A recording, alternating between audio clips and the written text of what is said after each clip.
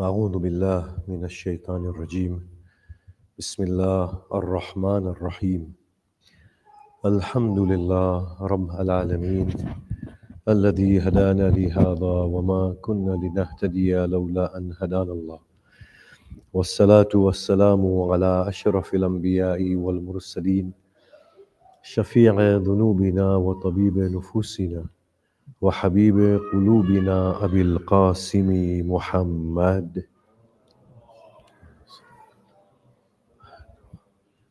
وآله الطيبين الطاهرين وأصحابه المنتجبين ومن تبعهم بإحسان إلى قيام يوم الدين. بسم الله الرحمن الرحيم. رب اشرح لي صدري ويسر لي أمري واحلل عقدة من لساني يفقه قولي. أما بعد السلام عليكم جميعا ورحمة الله وبركاته. أعظم الله أجورنا وأجوركم. When it comes to dua, it requires a level of authenticity, in fact, brutal honesty, because we are before God. And the way Imam Ali Salamullah alayhi approaches God is with this understanding that you know what is already going on within me before I can articulate it before you. But being true to myself, I'm going to go through these processes.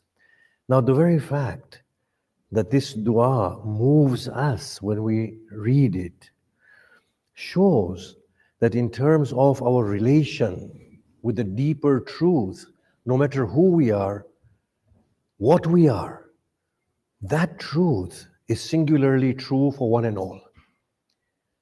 If you pick up the Psalms, the Christian sort of text, and you read them, it would resonate. You would say, oh my goodness, these are prayers made from the depth of the heart. If you were to read Shaykh Baha'u'llah's works, although I know he's been declared a heretic and whatever, but if you were to read his works, they would penetrate within the realms of the heart. You will say, how can anyone deny the truth of what he is saying here in terms of reaching out to God? So in that way, what Imam Ali Salamullah alayhi demonstrates in his dua is something that belongs to all of us. And if we could let go of ourselves in terms of reaching out to God with that brutal honesty, authenticity, then in that case, it can liberate us from within. It can bring us in the presence of Allah subhanahu wa ta'ala. Now, the way he reasons with God in this dua is that, God, I have wronged my own soul. You have right over me. You are the overwhelming authority. I am your creature. I have wronged myself. The question is not coming in my mind that why did you create me? Why did you give me these circumstances? Why did you entice me? These questions are not coming in his mind. He is saying, as far as I'm concerned, the path that you carved for me was something that should have been carved for me. In that now, if I have gone astray, then I take the blame for it. So you can see this penetrative insight that he has, that I cannot say to you that you have carved out a destiny for me that has produced the state within me that now I complain about. He's saying, no, whatever you did was something that you were supposed to do for me. Whatever I became through it is entirely my own doing. So with that deep insight, he goes into this dua. He says, I'm worthy of blame. I'm worthy of sin. Just calm down, everybody. Salawat.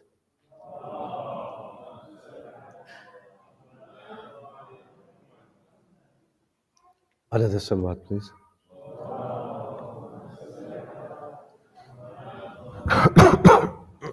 I know children run about, it's fine, it doesn't matter. The elders, I need your attention to be with me, yes? Because once you start moving, it starts affecting my thinking patterns. As it is on a normal day, I can't think accurately. After a fast, you can imagine where my brain might be.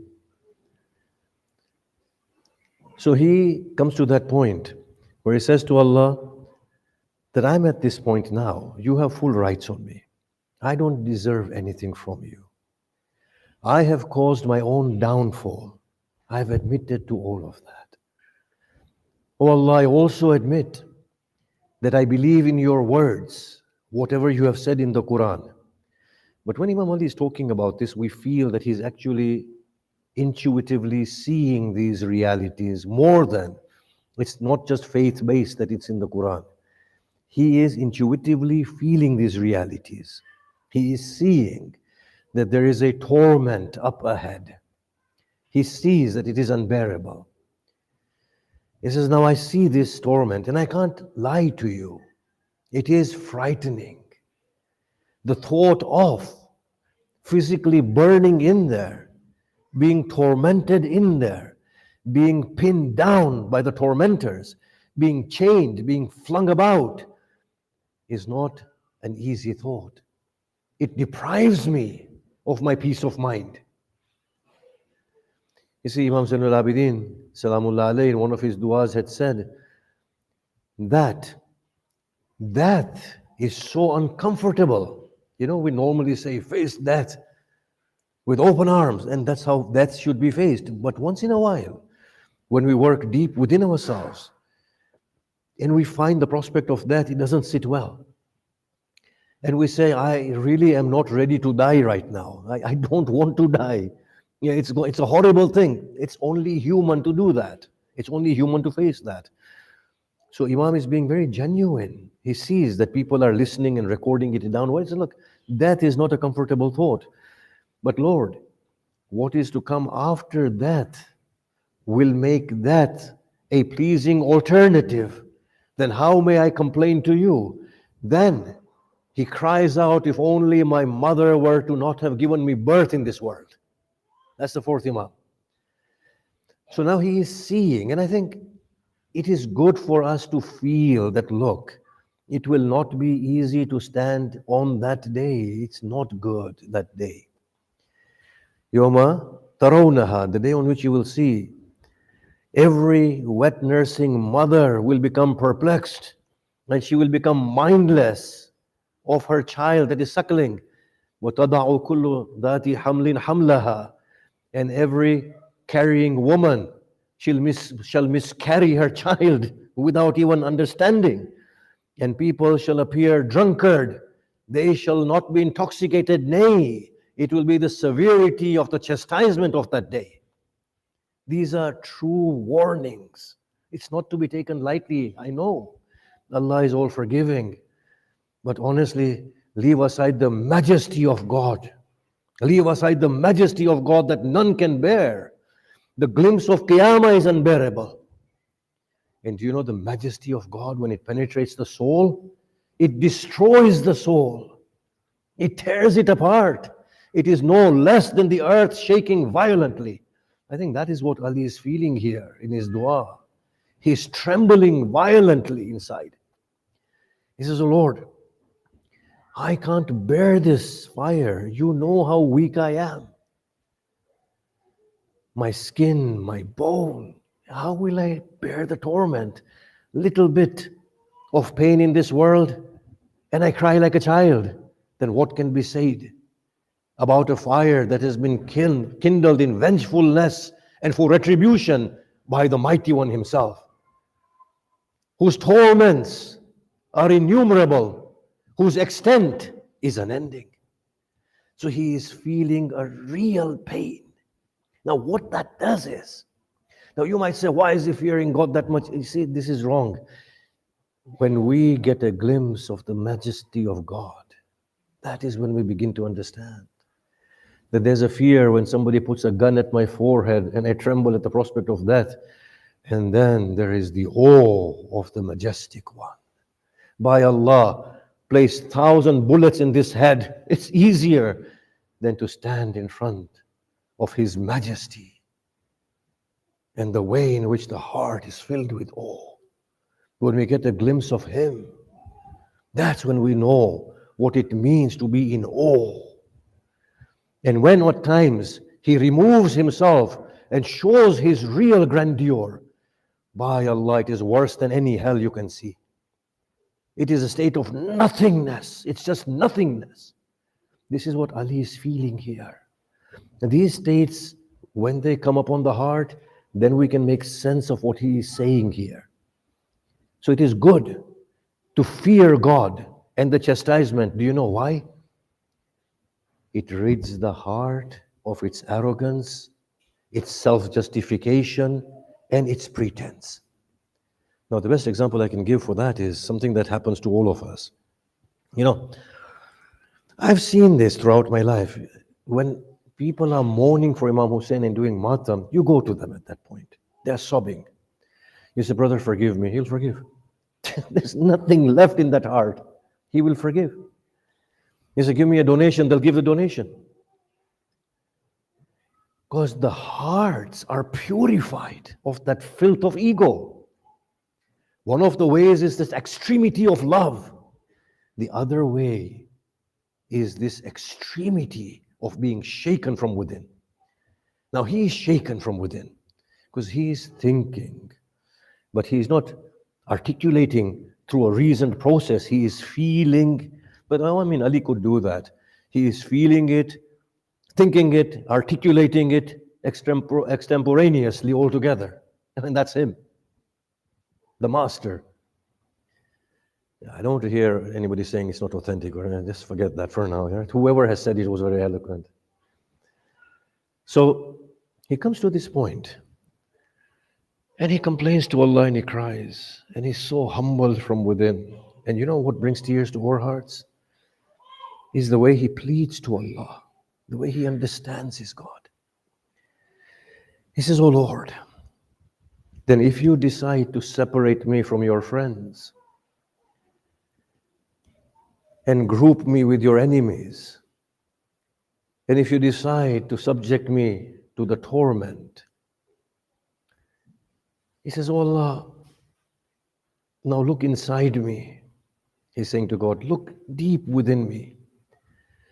If I were to bear the unbearable, do you think this Ali of yours will be able to bear the separation from you? I often give examples of this, that I remember, and a few women have nurtured me, my great aunt, my mother, my aunt. When they shout at you, you feel good, because you know, they still consider you theirs. When they smack you, I've never been smacked, only once. And she cried more than I cried. When they smack you, you know they're still accepting you. In my life, once there came a time when I came home at 4 o'clock. I was a young man at that time. And my great aunt sat on the musalla. She says, "You're not the child that was given to me."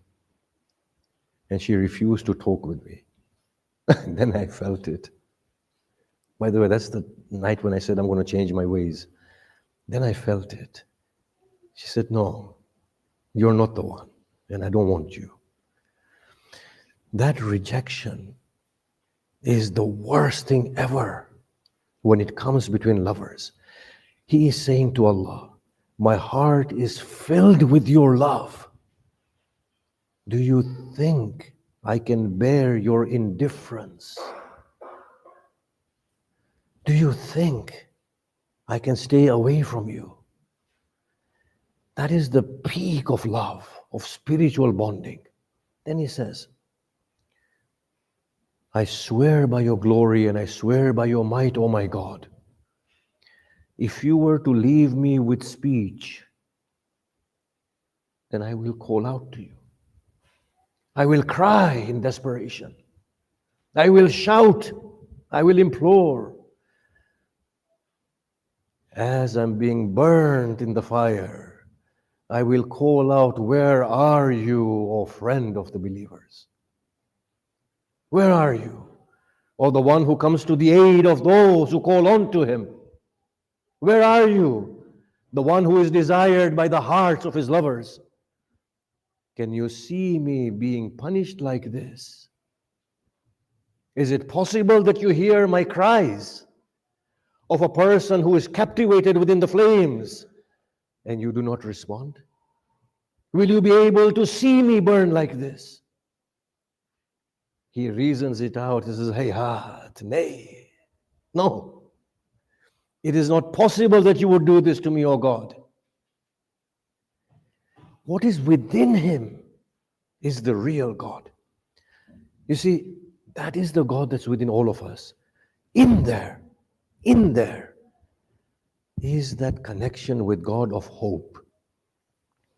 And Imam Ali says that in his dua, will you cut the hope of the one who has placed his hope in you? But you remember that hadith, right? I think I've always said it was Imam Ali, but it is Imam Sadiq, I think, that somebody said, explain God to me. He said, well, let me take you through this thinking process. He said, imagine if you're on a ship in an ocean and there are mighty waves and your ship gets wrecked. You're holding on a plank of the wreckage. A momentous wave is about to engulf you. Pause. Now think, in your heart, is there anyone who can save you? Is there any hope? He said, yes. There is still hope that something can happen. He said, that hope is God inside you. That is in all of us. So Imam Ali, despite saying whatever he has said in this dua, at the end, when it comes to the core of it, will you reject me? Will you be able to see this? Will you be able to do this? You are my friend. You are my parent. You are my everything.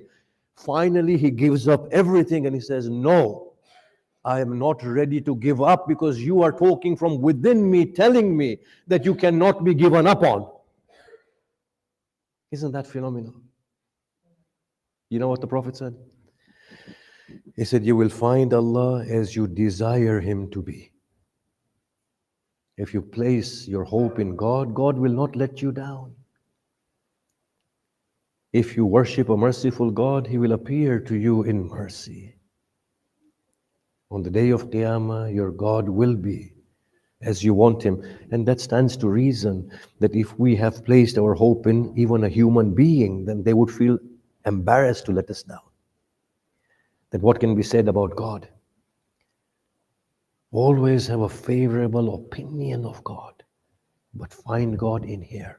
Now, when he passes through this phase of the dua, now he has understood that the only thing that is preventing him from reaching God is his own inadequacies.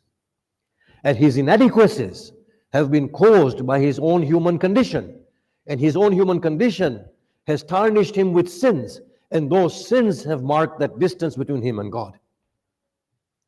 So you will see this wonderfully in this dua, that after he comes to this point, he begins now to seek forgiveness. In the beginning, he's talking about his sins, that forgive these sins and those sins. Then he says, oh Allah, you have all the right upon me, I have no right upon you. I am to be blamed. But yet, oh Lord, you are my parent. Will you be able to see all of this? Then he says, oh Lord, you are a friend. Beyond the parent, will you do this? Then he says, oh Lord, whether you respond to me or not, I can't believe that you can do any of this. He ends at this point. Now guess what he does? He begins to seek remedy. He says, oh Lord, forgive me on this night. Forgive me in this moment. And the beautiful way in which he constructs his dua. All the sins that I have committed, all the mistakes that have come from me, whether I have hidden them or made them public. But then he says something else. And he says, forgive me everything that has been recorded by the noble scribes, who you have made a witness together with my bodily limbs against me. But then he says something else. And forgive me those sins that you have hidden from the noble scribes as well. Now this is the nature of God that Ali Salamullah alayhi understands. That God is a parental God. as a parent hides the fault of their children, God hides the fault of his creatures. Can you see? The parent will always say to the children, right, this is a pact between us. You're going to do this, in return, I'll judge you. What the child doesn't know is that the parent is assisting the child to succeed. The parent never wants to see the child to fail. So the parent will always make ways for the child to pass, will always downplay the, the wrongdoings of the child so that the child can pass. God is reflecting that parental care and love. But after he goes through seeking forgiveness, then he comes to seeking his reward from God. What can his reward be? He says, "Oh Lord, now that you've given me your forgiveness, now you bring me in a state where my tongue is perpetually eulogizing you, remembering you, where my limbs are in constant service to you, where my heart is washed through your love. Now bring me into that state. For as long as you keep me alive, keep me in that state, that I am not now removed from you even for a moment." What about the final reward that Ali seeks? Does he once ask for paradise in this dua? He says yes. Birrin nasharta wa ihsanin faddalta. Goodness and all that he says. Well, what about the real reward? What does he say? And he says, "Oh Lord, place me in your company, in your presence, amongst the faithful." He doesn't ask for paradise. "Oh Lord, make me the closest creature to you." It was a dua between two lovers. It was a conversation of two lovers in which one sees his shortcomings in terms of the other. If we can understand that, then it becomes the dua of the heart. I am not apologizing to my king or to my sovereign or to my creator. I'm apologizing to the one in whom I have drowned in love. And I feel he has done so much for me through his love, and I have not reciprocated. That is the language of Dua Kumayl. A lover approaching his beloved, saying, "You have loved me blindly, unconditionally, but I have taken advantage of your love, and I have nothing to absolve myself by." It's that deep sense of embarrassment. Now accept me, do not reject me, and bring me close to yourself. This same Imam Ali would feed the people of Kufa in the depths of the night. There are orphans in Kufa, widows, and unable old people. Now we hear this, that on a night he was unwell. So Imam Hassan said, "Allow me to go and perform this duty and task on this night." He said, "Hassan, I fear least if you miss a single hungry mouth, that mouth should complain on the day of Qiyamah to Allah, that in the Khilafah of Ali, I slept with an empty stomach. You do your work, allow me to do mine." These orphans, widows, and old people, when they hear, they begin to wail and beat their heads. Our father has been taken away from us. Kufa is filled with sorrow. But then there are those on the outskirts of Kufa who may not have heard about this tragedy. They know he will not make it through the night. They gather around him, his family, and he speaks to them. And amongst the things that he says is, reconcile amongst yourselves, organize yourselves well, for that is better than long prayers at nights, fasts in the day, performing Hajj. Do not abandon Hajj, do not abandon your prayers, do not abandon your fast. But at the end he says, O children of Hashim, let me not see you picking up the swords, indulging in the blood of the Muslims, shouting out, Amirul Mu'mineen has been killed. He did not want the breakout of a war that had happened after the death of Khalifa Uthman. He did not want civil strife. The Imam breathes his last. His children bury him. As they return to Kufa, they pass some ruins and they hear a man lamenting. They go inside. They say, "Oh good soul, why do you lament?" He said, "I have a friend. He has visited me not. I call out to him. Provide us with his description. But I am blind. I never saw him." What would he do? He would come here in the depths of the night and he would feed me. What else? He said, after feeding me, he would talk with me and entertain me. What else can you tell us about him? He said, and then he would recline against the wall and chant the names of God. And everything around him would reverberate with the names of God. And what else? He said, and then when he would tire, he would take a deep sigh. And he would say, a stranger meets another stranger. A poor man sits with another poor man. ألا لعنة الله على القوم الظالمين وسيعلم الذين ظلموا أي منقلب ينقلبون. ماتم حسين.